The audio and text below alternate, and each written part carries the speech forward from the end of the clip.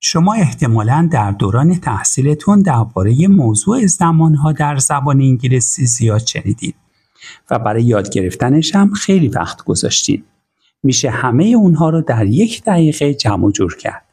چجوری؟ با بیان یک جمله به زمانهای مختلف. در آخر کتاب‌های زبان انگلیسی یه جدولی هست. قسمت اول، دوم و سوم فعل. قسمت اول مثلا فعل تیچ به معنی درس دادن. وقتی میگیم I teach English every day، من درس میدم انگلیسی هر روز، همین قسمت اول رو استفاده میکنیم. معنیش اینه که من این کار رو هر روز تکرار میکنم. برای now یعنی الان میگیم I'm teaching English. ببینید یه چیزایی به قسمت اول فعل اضافه شد و برای next week هفته آینده میگیم I will teach English. باز هم will اضافه شد. دوباره به این جدول نگاه کنید. قسمت اول، دوم و سوم فعل. teach تا taught.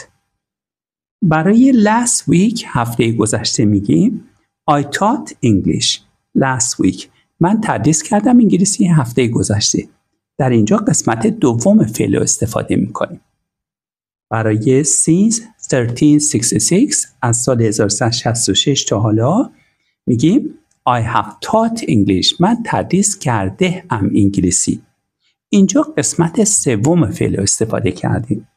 و برای before you came، قبل از اون که شما بیاین، یعنی کاری در گذشته قبل از یک کار دیگه بوده، میگیم I had taught English.